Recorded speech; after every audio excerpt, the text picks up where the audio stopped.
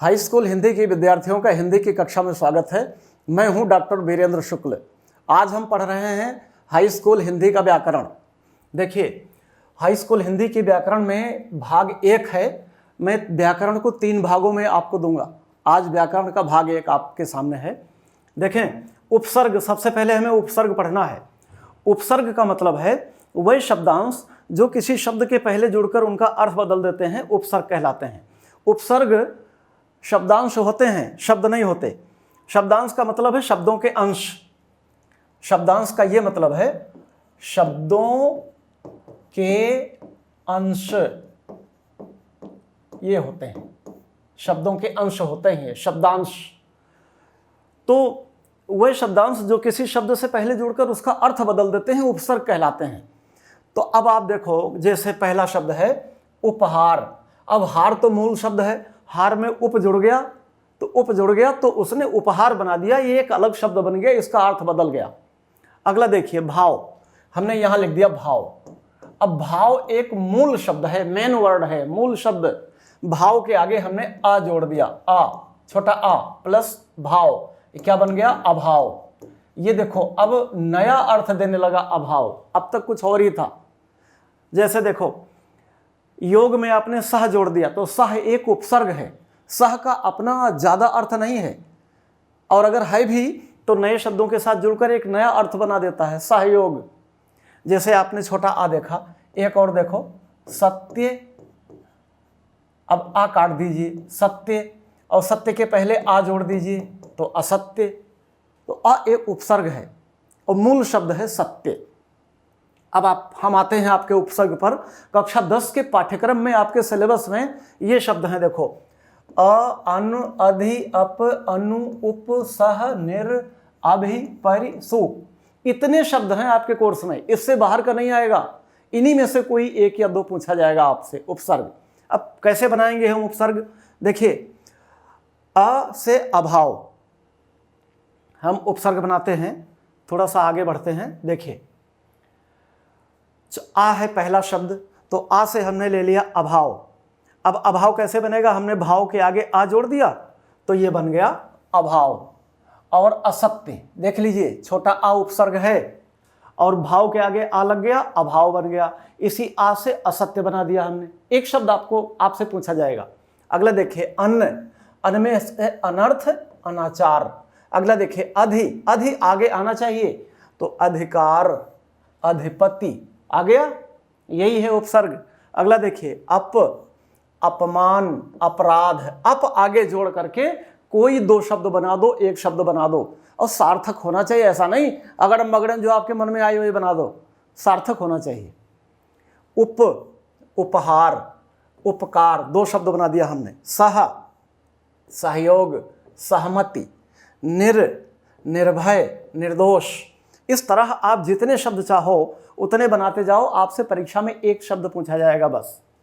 आगे देखिए, अभि, अभिमान, अभिनय।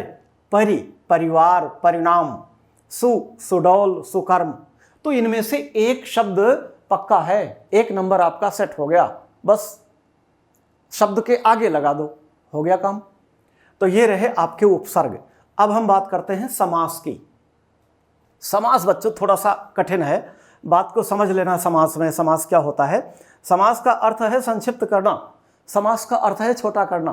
आप कई शब्दों के वाक्य, कई पदों से बने हुए शब्द को इस तरह छोटा कर दो कि उसका अर्थ ना बदले, उसे समास कहते हैं। देखो, समास का शाब्दिक अर्थ है संक्षेप। संक्षेप माने छोटा करना। संक्षेप में लिखो, थोड़े में लिखो। जब 2 या 2 से अधिक पदों को इस तरह छोटा कर दो कि उनका अर्थ ना बदले, उसे समास कहते हैं। जैसे देखो, हमने छोटा कैसे करना है कि हमने लिखा डाक का घर, ये लिख दिया हमने, डाक का घर। अब आप देखिए, 1 2 3, इसमें 3 पद हैं, डाक का घर। अब इसे छोटा कर दो कि इसका अर्थ ना निकले, बराबर बना दिया हमने डाक घर। एक शब्द और देता हूं आपको, देखो, विद्या का आलय। आलय माने घर होता है, तो विद्या का आलय, इसे छोटा कर दीजिए, विद्यालय, अर्थ भी नहीं बदला और बात बराबर हो गई। आपने तुरंत इसे विद्यालय बना दिया। विद्यालय ऐसे भी लिखा जाता है और विद्यालय दामे हल चिन्ह लगाकर ऐसे भी लिखा जाता है, विद्यालय। अब आपने देखा डाक का घर, डाकघर, विद्या का आलय, विद्यालय। अब अर्थ नहीं बदला इन पदों का। अब ये जो है ये कहलाते हैं समास विग्रह। विग्रह माने अलग अलग कर देना। ये दोनों समास विग्रह हो गए, डाक का घर और विद्या का आलय। और समास विग्रह हमने इन्हें अलग अलग कर दिया। अब एक में कर दो, समास बन जाएंगे। जैसे विद्या का आलय ये हो गया विग्रह और विद्यालय हो गया समास, ऐसे। तो समास बड़े सरल हैं। अब आप देखिए, समास 6 प्रकार के होते हैं। आपकी कोर्स में, आपके सिलेबस में सिर्फ 4 समास हैं। देखो, द्वंद्व, द्विगु, कर्मधारय, बहुव्रीहि। इनसे भ्रमित मत होना। द्वंद्व ऐसे लिखा जाता है, ऐसे। द्वंद्व और द्विगु आपकी पुस्तक में ऐसे लिखा होगा। ये एफ है, ये तरह तरह के बना देता है, आजकल ऐसे भी मान्य है। तो द्वंद्व, द्विगु, कर्मधारय, बहुव्रीहि, आपको 4 समास पढ़ने हैं। अब आइए हम चारों समास पर पढ़ते हैं, कैसे होता है ये समास। देखिए, नंबर 1 है द्वंद्व समास। अब इस समास में दोनों पद प्रधान होते हैं और बीच के और शब्द का लोप होता है। द्वंद्व समास सबसे सरल है, सबसे आसान है और पहला समास है। द्वंद्व समास में क्या होता है कि दोनों पद प्रधान होते हैं और बीच के और शब्द का लोप होता है। देखो, द्वंद्व समास की परिभाषा देखिए। इस समास में दोनों पद प्रधान होते हैं। प्रधान माने हेड, मेन। गांव का प्रधान मत समझ लीजिएगा, हेड, मेन, दोनों पद प्रधान होते हैं। और बीच के और शब्द, ये चमत्कार है, बीच के और शब्द का लोप होता है। लोप माने लुप्त होता है, गायब होता है। जैसे उदाहरण से बात समझ। देखो, पहला उदाहरण है सुख दुख। तो हम जब इसका विग्रह करेंगे तब करेंगे सुख और दुख। 2 बिंदी लगाते हैं दुख में, क्योंकि दुख में रोना आ जाता है। तो ये आंसू हैं, बिंदी नहीं है, दोनों। तो सुख दुख जब इसका विग्रह करेंगे, फैलाएंगे, तो बनेगा सुख और दुख। और जब छोटा कर देंगे तो सुख दुख हो जाएगा। ये सुख दुख। अब दूसरा देखो, राजा रानी। अब राजा और रानी, इन्हें फैला दो। पशु पक्षी, पशु और पक्षी। अन्न जल, अन्न और जल। राम लक्ष्मण, राम और लक्ष्मण। माता पिता, माता और पिता। इस तरह जोड़े के जितने शब्द हैं वे सब द्वंद्व समास में जाते हैं। भाई बहन, गाय बैल, धरती आकाश, कुर्सी मेज, कुछ भी कर दो, घर द्वार, जो भी कह दो आप, ये सब द्वंद्व समास होगा। बस ध्यान रखिएगा, आप कहो घर द्वार तो घर अलग हो गया, द्वार अलग हो गया। बीच में और शब्द छिपा है, घर और द्वार। धरती आकाश, धरती और आकाश। तो और जहाँ छिप जाए वहाँ द्वंद्व समास होता है, और फैलाने पर और आ जाए। जैसे देखो, राम लक्ष्मण, यहाँ देखो डैश लगा हुआ है। अब इसे जब हम फैलाएंगे तो राम और लक्ष्मण बन जाएगा, और कुछ नहीं बना सकते इसे। अन्न जल, अन्न और जल हो जाएगा। तो ये द्वंद्व समास के उदाहरण हैं। जहाँ जोड़े के शब्द आ जाएं, बीच में डैश लगा रहे, वहाँ द्वंद्व समास होता है। और आपसे ये भी पूछा जा सकता है कि हो सकता है ऐसे पेपर में आ जाए, पशु और पक्षी किस समास का उदाहरण है? तो और छिपा है, उसमें और आपको दिख रहा है। अगर आपने समास कर दिया तो और अलग हो जाएगा। तो पशु पक्षी हो गया, तुरंत द्वंद्व समास मार दीजिए। आगे बढ़ते हैं। द्वंद्व के बाद अगला नंबर है हमारा द्विगु समास। दूसरा समास है आपका द्विगु समास। अब द्विगु समास में क्या होता है कि इसमें प्रथम पद संख्यावाची होता है। देखो, इस समास का प्रथम पद संख्यावाची होता है, मतलब इस समास के प्रथम अक्षर में गिनती छिपी होती है। बस जिस समास के प्रथम अक्षर में गिनती छिपी हो वह द्विगु समास होता है। देखो कैसे गिनती, चौराहा। अब इसका जो हम 4 राहों विग्रह कर रहे हैं, 4 राहों का समूह। आपकी पुस्तक में हो सकता है समाहार लिखा हो, तो हमने आवलिग समाहार भी कर लिया। 4 राहों का समूह या 4 राहों का समाहार, उसे हम कहते हैं चौराहा। ऐसे 9 रत्न, 9 रत्नों का समूह, या समाहार चाहे जो कह लीजिए। अगला है पंचवटी, 5 पेड़ों का समूह, ऐसे हम विग्रह करेंगे। अगला है दोपहर, 2 प्रहरों का समूह, ऐसे करेंगे। तो पहले ही अक्षर में गिनती छिपी होगी, पहले शब्द में गिनती छिपी होगी। देखिए, दोपहर 2, पंचवटी 5, नवरत्न 9, चौराहा 4, गिनती छिपी है, इसलिए इसमें द्विगु समास है। एक दो उदाहरण और देखते हैं द्विगु समास का। देखिए, त्रिफला 3 फलों का समूह, 3 छिपा हुआ है यहां पर। त्रिलोक 3 लोकों का समूह, छिपा हुआ है। अठन्नी 8 आने का समूह, तो जिसमें गिनती छिपी हो वो द्विगु समास होता है। और 8 आने का समूह, 2 प्रहरों का समूह, ऐसे करते चले जाएंगे। चौराहा 4 राहों का समूह, वो द्विगु समास होता है। अगला है, तीसरा है कर्मधारय समास। ये थोड़ा समझ लेना, कर्मधारय थोड़ा सा मुश्किल है, वो तो दोनों बड़े सरल थे, ये थोड़ा सा मुश्किल है। कर्मधारय समास, अब इसमें क्या होता है, इसका पहला पद विशेषण और दूसरा पद विशेष्य होता है। अब सबसे पहले आप विशेषण और विशेष्य समझ लो।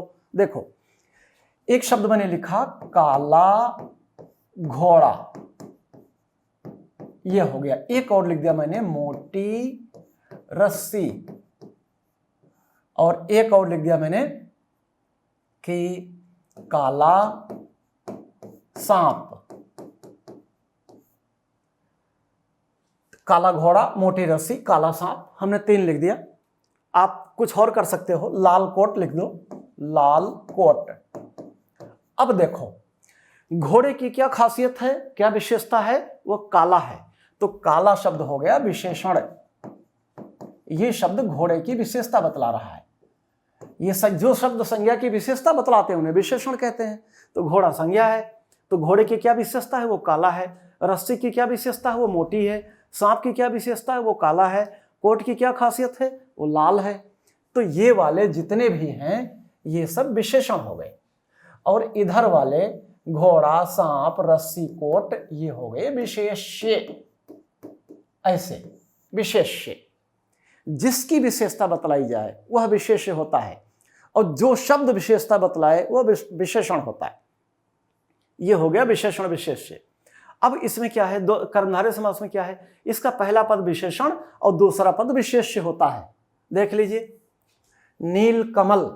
अब हम इसे करेंगे क्या, इसे करेंगे, इसकी जो हमें विग्रह करना है वो विग्रह ऐसे करना है। नील कमल का विग्रह होगा कि नीला है जो कमल। देखो, नील कमल का विग्रह होगा नीला है जो कमल। अब इसका पहला पद विशेषण होगा, दूसरा विशेष्य होगा। देखो, कमल है विशेष्य और पहला है नील। कमल कैसा है, नीला है। कमल की क्या खासियत है, नीला है, तो कर्मधारय समास हो गया। अब विग्रह आप ऐसे कर देंगे, नीला है जो कमल। महाकवि, कवि की क्या खासियत है, वो महान है, तो महान है जो कवि, ऐसे करेंगे विग्रह। नील गगन, नीला है जो गगन, ऐसे। नव युवक, नया है जो युवक, ऐसे करेंगे विग्रह। अधमरा, आधा है जो मरा। अब एक उपमेय उपमान भी होता है, वो है चंद्रमुख, चंद्रमा रूपी मुख। चरण कमल, चरण रूपी कमल, कमल रूपी चरण।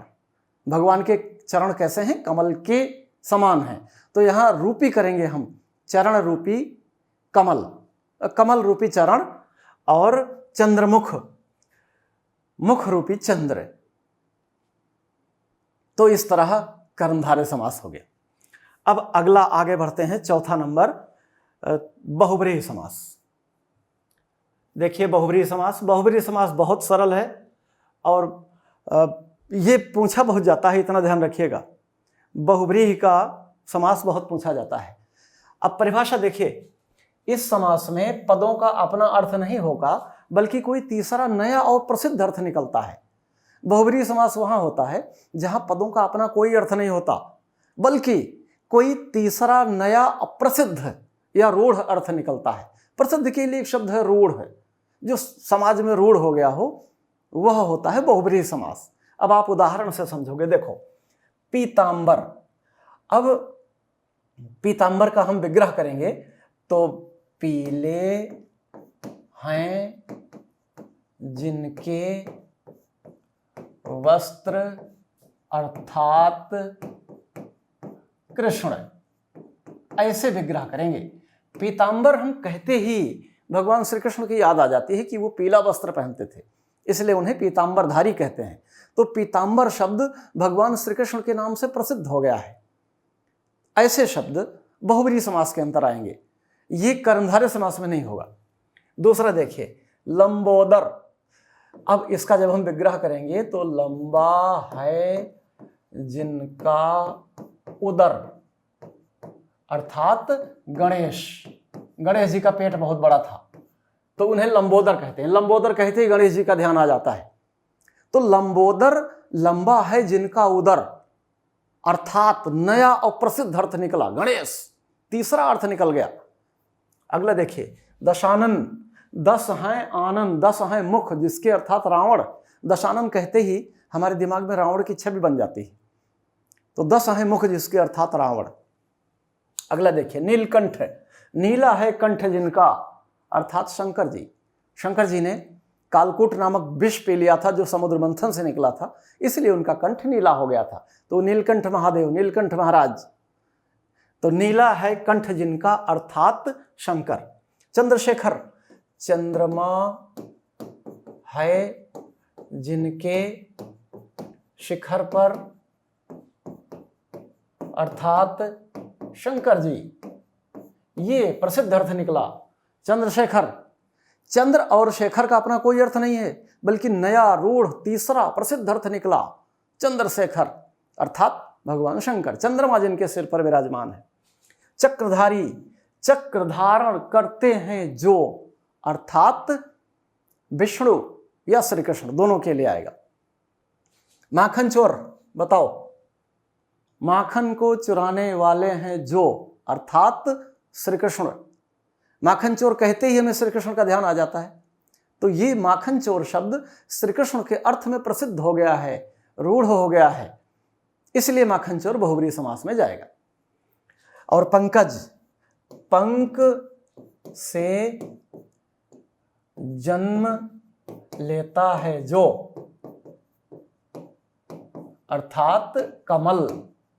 अब देखो, कीचड़ से, पंक माने कीचड़, पंक का मतलब कीचड़, तो कीचड़ से जो जन्म लेता है वो पंकज, कीचड़ से कमल जन्म लेता है। अब यहां ध्यान रहे कि कीचड़ में सिर्फ कमल ही जन्म नहीं लेता, कीचड़ में मछली भी होती है, जोंक भी होती है, सिवार भी होती है, शंख भी होता है, सीपी भी होती है, और जाने कितने प्रकार के जलीय जीव होते हैं, छोटे बड़े मिला करके। लेकिन कमल, पंकज कमल के पक्ष में रूढ़ हो गया है। पंकज कहने से मछली का ज्ञान नहीं होगा, पंकज कहने से कमल का ही ध्यान होगा। इसलिए पंख और जा का अपना कोई अर्थ नहीं, बल्कि तीसरा नया और प्रसिद्ध अर्थ निकल गया, पंकज। पंकज माने कमल, इसलिए यहां पर बहुब्रीहि समास है। तो इस तरह हमने बहुब्रीहि समास और चारों समास के उदाहरण पढ़े। तो प्रथम व्याकरण के वीडियो में आपने देखा उपसर्ग और समास। उपसर्ग और समास आपने पूरा देख लिया। अगर कहीं कोई बात समझ में ना आई हो तो आप हमें कमेंट करके पूछिएगा, मैं उत्तर तुरंत दूंगा, उसमें दो राय नहीं।